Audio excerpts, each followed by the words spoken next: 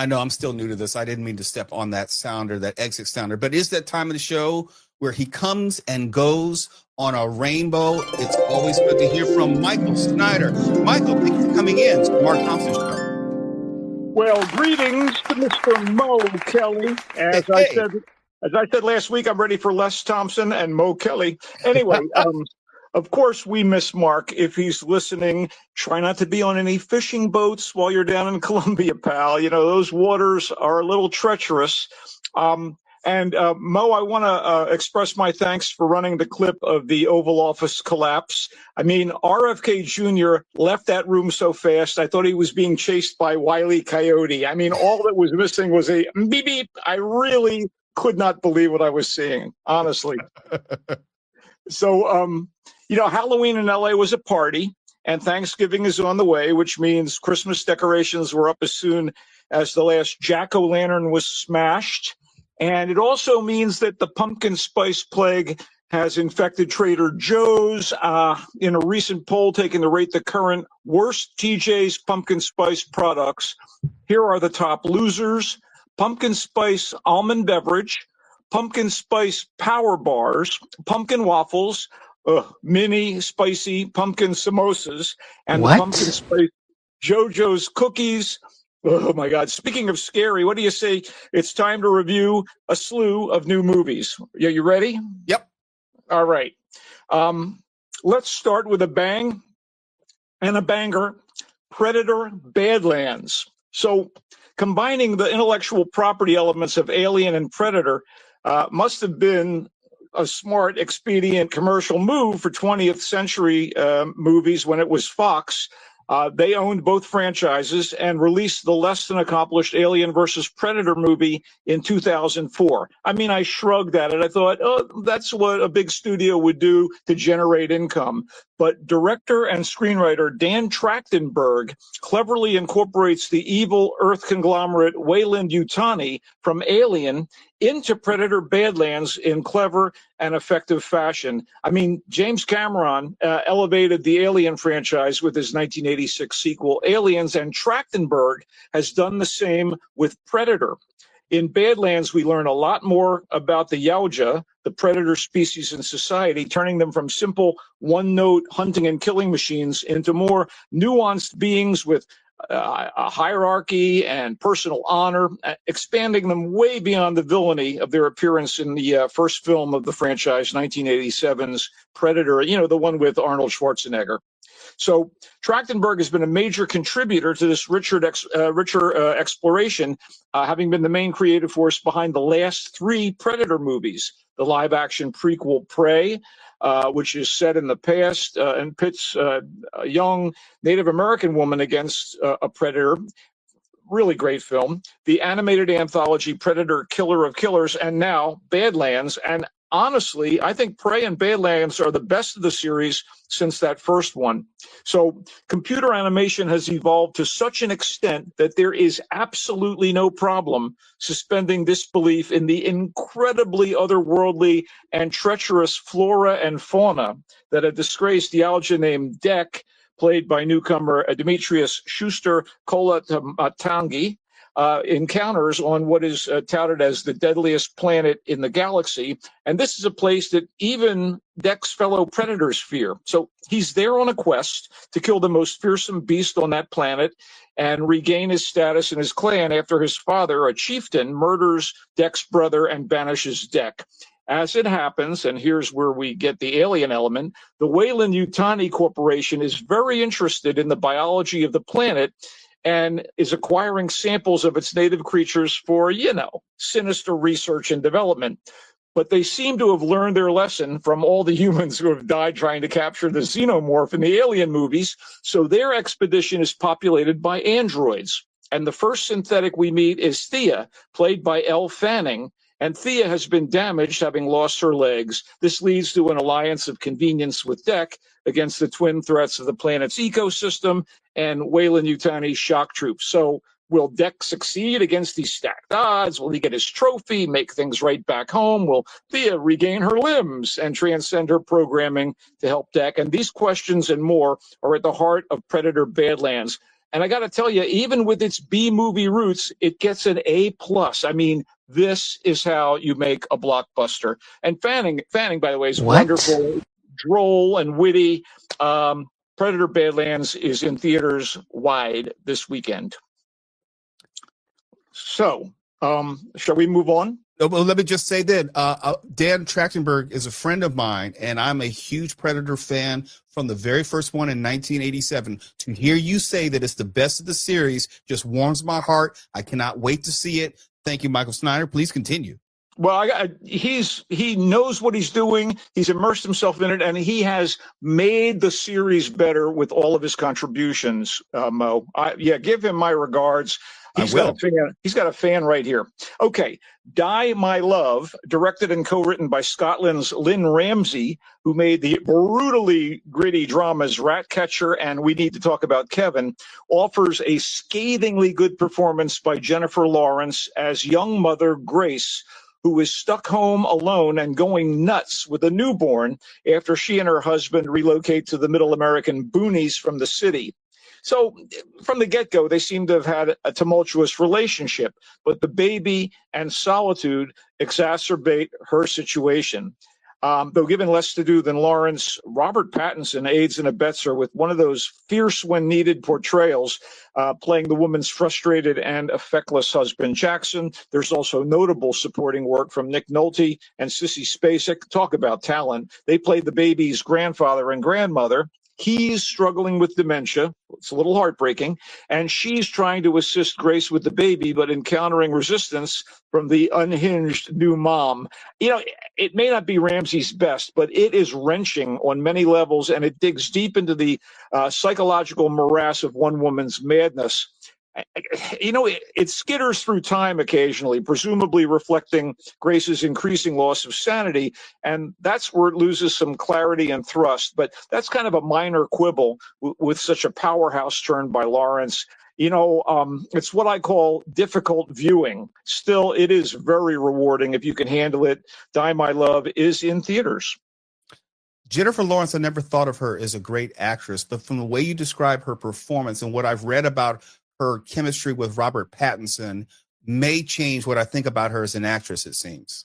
I tend to agree with you. Sometimes she seems to be phoning it in, or maybe it's her choices, but this one is potent, to say the least. And continuing along those lines, like Lawrence in Die My Love, Sydney Sweeney, yes, that Sydney Sweeney seems likely to garner her share of awards season love for what is the most daring and impressive work of her career so far. She is unrecognizable, but deeply real in the role of woman's trailblazing boxer and boxing champion Christy Martin in what is a riveting biopic entitled Christy. So the physical transformation alone, compounded, by the fresh-faced blonde sex symbol putting on extra poundage and muscle, and enhanced by dark contact lenses and a series of wigs, is stunning. But it's her rich characterization of the closeted gay West Virginia girl of little means who discovers a life path and unexpected success as a pugilist that seals the deal. Like Lawrence has Pattinson to counter her in Die My Love, Sweeney has the always able Ben Foster, who is also unrecognizable here.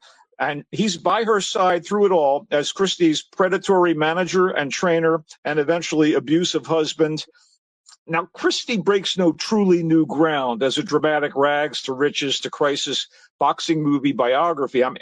How can it escape the shadow of Raging Bull, which was about the legendary middleweight champ Jake LaMotta, or fictional flicks like the Rocky films and the Hilary Swank Clint Eastwood drama about a female boxer, $1 Million Baby? If Christie does smack of formula, it remains a worthwhile look at this woman's remarkable life in the sport and her perilous private life, and is made even more noteworthy by what Sweeney and Foster bring to the screen, especially Sweeney. It's directed and co-written by David Michaud. Christie is enhanced by a supporting cast that includes Merritt Weaver as Christie's judgmental mother, not a nice woman, and Chad L. Coleman as larger-than-life and larger-than-large boxing promoter Don King. Again, this is somewhat by the numbers. Nonetheless, the truth of Christie's struggles in and out of the ring and the weight of her public and personal triumphs win out. In the end, Christie is in theaters. I'll probably be the hardest on that movie when I see it, because I worked as a producer for Jim Rome, sports analyst and broadcaster, and we had interviewed Christy Martin many times during the height of her career, so I know her story front and back. So it'll be interesting to see whether the biopic is in alignment with some of those high notes and low notes of her career. I would love to hear your take on these films once you get a chance to watch them. I so love that you know Trachtenberg, dude. I can't even begin to tell you. Anyway, moving on. Yeah, thank you, audience. Dan Trachtenberg. You may know the story of the Nuremberg trials from the history books, or if you're part of the post-literate crowd, the History Channel, or if you're a movie hound, you might have seen Judgment at Nuremberg, which was the award-winning 1961 dramatization of the post-World War II legal action against the Nazi regime.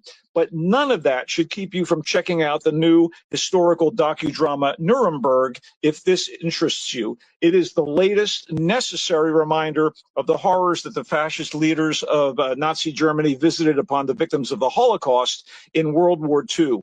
The Nuremberg trials are investigated in some detail here, with a specific focus on the case against Nazi High Command Officer Hermann Goering, Supreme Commander of the Luftwaffe, that's their Air Force, and the second most powerful man in the Third Reich after you-know-who.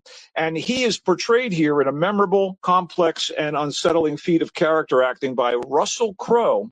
As the war criminal plays a game of cat and mouse with a U.S. Army psychiatrist, played by Oscar winner Rami Malek, and an American attorney, played by the incredibly talented Michael Shannon, prepares the prosecution. This character prepares the prosecutions. So anyway, despite the 5-star performances by all the principals, Nuremberg occasionally feels a little dry in the exposition, but then it hauls off and throttles you with its depiction of evil incarnate, the shades of gray that muddle the fog of war, and the sacrifices made to deliver justice. James Vanderbilt wrote and directed Nuremberg, and he should be really proud of what he's achieved. It's part of a story that apparently needs to be told and told again, so it's not forgotten or diminished by time. Also, good supporting work by John Slattery, Richard E. Grant, and Colin Hanks. Nuremberg is in theaters.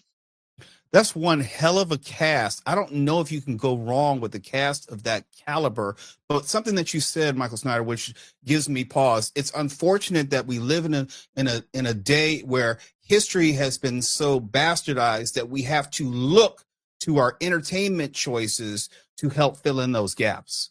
It's awful. Mis and disinformation have basically created rack and ruin here. I don't even know what to say other than moving on to the next movie, Sentimental Value, which justifiably won the Palme d'Or at this year's Cannes Film Festival. I think it was the Best Picture winner. I wasn't there. I should have been there, but I wasn't. Anyway, it's the latest movie from Norwegian director and screenwriter Joachim Trier. Again, Sentimental Value is a family drama that also addresses the power and burden of being a high-profile creator in the performing arts.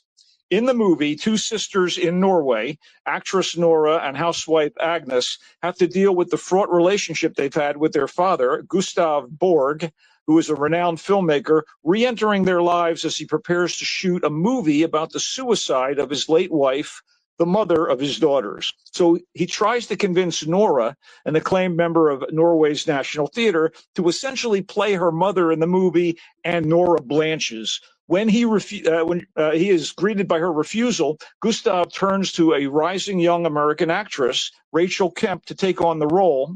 Stellan Skarsgård, the patriarch of the Skarsgård acting family, Alexander, Bill, those guys. He's his usual brilliant self as the self-absorbed but tormented Gustav, whose own mother dealt with the tragedy of her own.